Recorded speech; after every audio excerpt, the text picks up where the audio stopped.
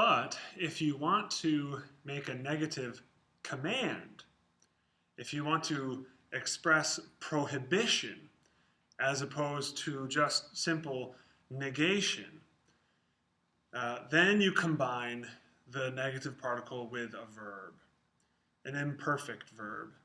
And the two of them together, usually then it would be in the second person, speaking directly to someone, because you're prohibiting someone from doing something. You're telling someone to stop or to not do something. And so it involves direct communication, which would be second person. Also implied in that, of course, if it's a negative command, it's going to be a second person because it's being given to someone. So the way that Hebrew constructs the negative command, or it could be a little softer than a command and an expression of a desire that someone not do something, but usually it has imperative force. And that the way to do that is with the word al as opposed to lo. So al, which here is aleph lamed with a patach, al combined with the second person imperfect is the negative command form. The negative command form. So here, in that critical moment in Genesis 22, when Abraham has bound his son Isaac, laid him on the altar, stretched out his hand to grab the knife, and holds the knife at his son's throat, and is about to shachat, about to slaughter or sacrifice, prepare the sacrifice of his son, the angel of the Lord, Malach Adonai, cries out, Min Hashemayim, from heaven, and says, Al Tishlach. It says other things too, like Avraham. But he says, Al Tishlach. Do not send. Al Tishlach Yadcha.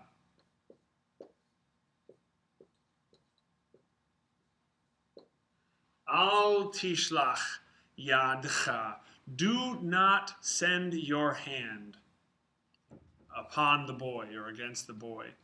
Do not touch the boy. Do not do anything to the boy. Al tishlach. So here we have a negative command. Not, you will send. Or, do not send. So it's the same construction as we saw previously with general negation. In the example from Exodus 7, lo yishma, he will not listen. So not he will listen. It's the same thing here, but because it's second person, it's command. Do not send your hand. And then later in Genesis, here in Genesis 26, God is speaking his promise to Isaac.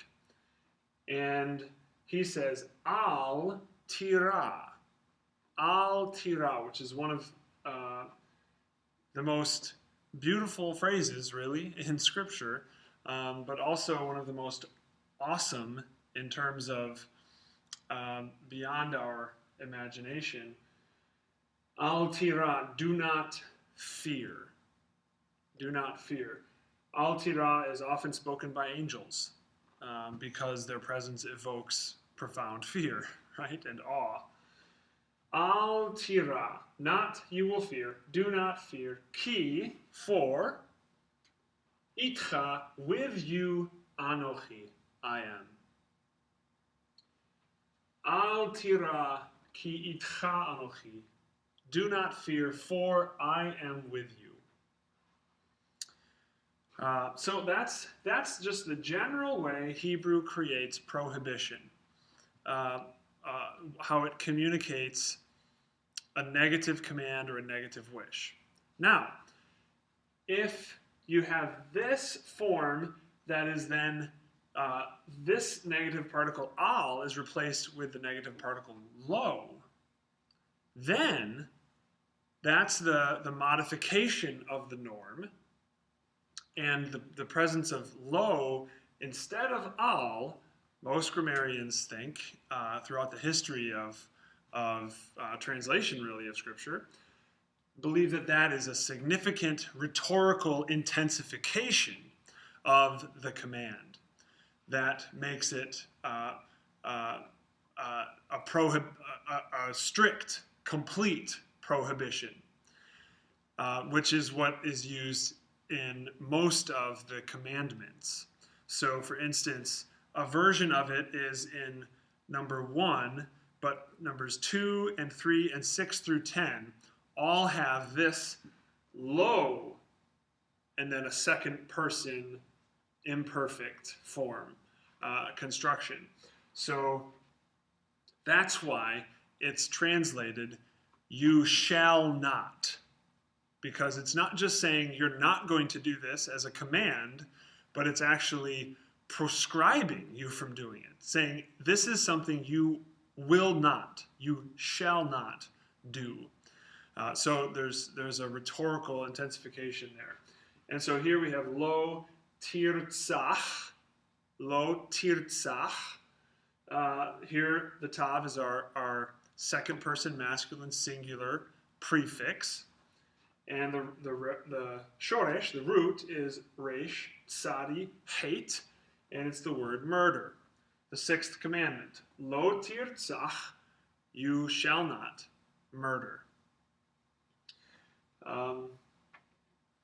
So these are the negative particles, al and lo.